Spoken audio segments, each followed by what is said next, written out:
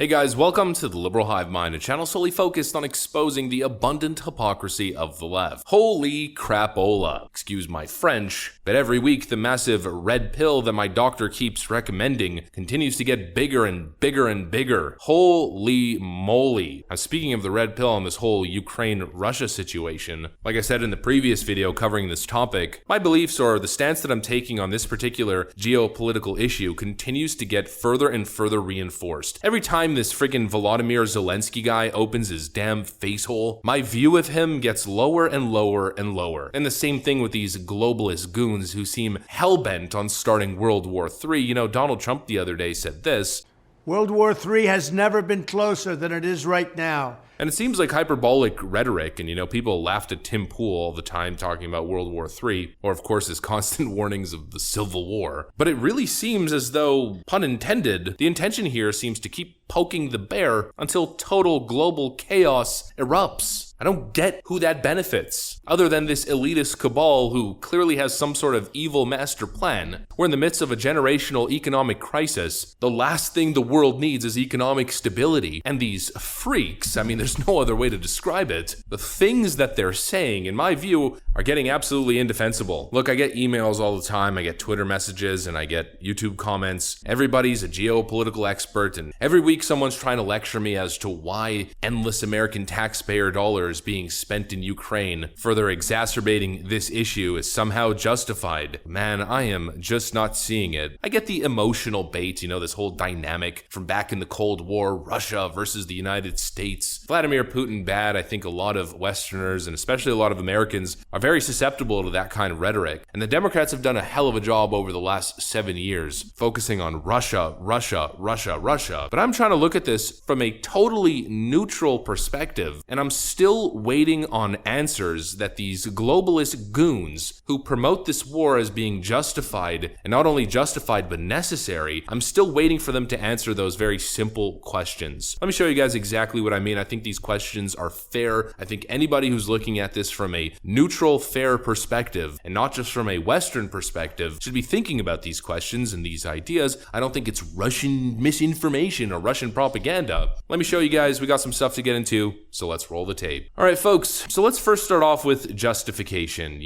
Western mainstream media outlets want you to believe that Russia is essentially on a path towards world domination. Is Vladimir Putin on his last breath? It's his last-ditch effort. He's essentially trying to mimic or mirror Adolf Hitler. He wants to take over the Western world by force, hell-bent on world domination. Vladimir Putin bad. The West is just standing up for democracy. Now, I'm not exactly convinced that democracy even exists in Ukraine in the first place, but anyways, that's another issue that we'll probably get into later. That's the narrative that the mainstream media has been peddling, while the Russians themselves are saying something entirely different. The Russians are saying that Crimea and the Donbass region are ethnically Russian areas that used to be part of the Soviet Union, and the actual democratic will of the individuals, of the populace in those districts or in those areas, want to move the border and want to be absorbed by the Russian state. There have been some votes in the past that have suggested that that's actually the case. Of course, the counter-argument from Western globalists is that those votes cannot be trusted, they were rigged. But NBC News just did a segment where they actually went on the ground in Crimea, and nearly every single Crimean citizen that they interviewed was actually pro-Russian. Is Crimea Russian or Ukrainian? Russian, Crimea конечно. is Russian. Да. Of course Russian. 73-year-old Praxovia tells me. Zelensky will not get Crimea back because we have our commander-in-chief, Putin. Глава команды, Putin. Every one of them told us that they are Russian and that if President Zelensky thinks Ukrainian forces can come here, they will fight them. President Zelensky has said that the Ukraine war started here and it will end here, but no one was able to tell us how it will end and how much more blood will be spilt. And following this interview, Ukraine now put NBC News journalist Keir Simmons on their, quote, kill list. Sounds like a beautiful, definitely not corrupt, definitely democratic, egalitarian government that we should be supporting with hundreds of billions of dollars in taxpayer aid. And so the question that I'm asking myself is, in a situation like this, we could probably describe this as an extreme border dispute. Is the answer really all-out war? Billions of dollars in damages, ammunition, weapons, weaponry, and tens of thousands of lost lives, both soldiers on either side and civilians? Or is the solution diplomatic? You know, if the people of Crimea and Donbass actually are Russian, identify as Russian, and want to be absorbed by the Russian state, if that's their democratic will, then isn't the West possibly, I'm not saying for sure, isn't the West possibly fighting a war against the democratic will of these regions? If we're truly being honest here, am I promoting Russian propaganda by simply asking questions about the legitimacy of this war? Again, I've tried to approach the situation without any emotion, from a totally neutral perspective, and the only way that you could do that, as a hypothetical mediator in any type of drama or dispute between two parties, is to listen to both sides equally. You can't just take one person's side and totally ignore and condemn the other side and not listen to any of their grievances, which may actually be legitimate. I think that's fundamentally unfair. I think that's how you blindly just support a war machine that may not be doing the right thing. The second issue is Russia's claim of NATO expansion, that NATO has been trying to absorb states that are on the border with Russia so they can expand their NATO forces essentially alongside the entire Russian border. Now, there's no official agreement on this particular issue, but there was a verbal agreement, I believe, back in the 1990s. There was a verbal agreement, a promise to not expand NATO to Russia's border. Russia claimed the expansion of NATO as a national security risk for the nation, said that it was a violation of a previous agreement, and it was one of the main reasons why they were sending military to their border. I pointed this out a year ago when the invasion first launched. I was called a conspiracy theorist. I was told that I didn't understand history, that I was pushing Russian propaganda. But now, fast forward a year later, we have a NATO chief specifically saying this. The war, like, what's the external growth? So both NATO allies have agreed that Ukraine will become a member of our alliance, but at the same time that is a long-term perspective. What is the issue now is to ensure that Ukraine prevail as a sovereign independent nation, and that therefore we need to support Ukraine. I see that the future of Ukraine is to be part of European Union and also member of NATO.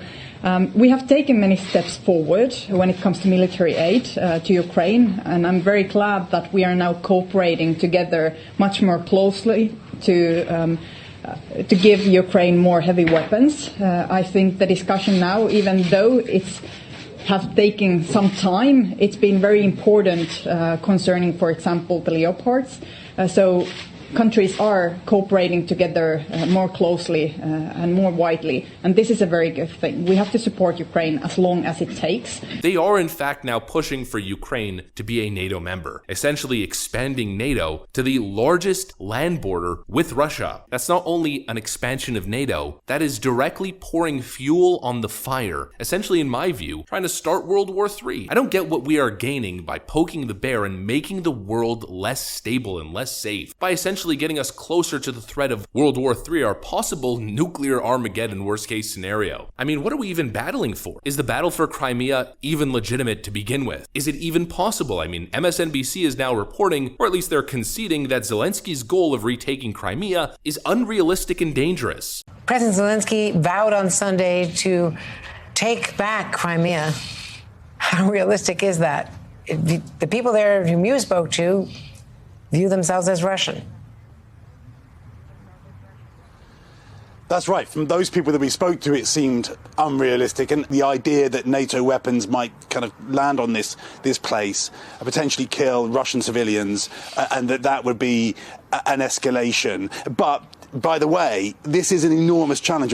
General Mark Milley has made this clear. This is an enormous challenge for the Ukrainians. Here's why. Let's just give you a close-up look at that bridge behind me there. That's how we travelled into Crimea. It is open now. It is one of only two ways to get here. The other is a land bridge over to the northwest of here that is very, very much exposed. So with land forces, how do you take Crimea if you are the Ukrainians? That's why General Mark Milley says he thinks that it will be extremely difficult for the Ukrainians to push the Russians out of here. Yet Zelensky continues to double down. He's taking totally unrealistic, hardline stances, and now even saying stuff like this.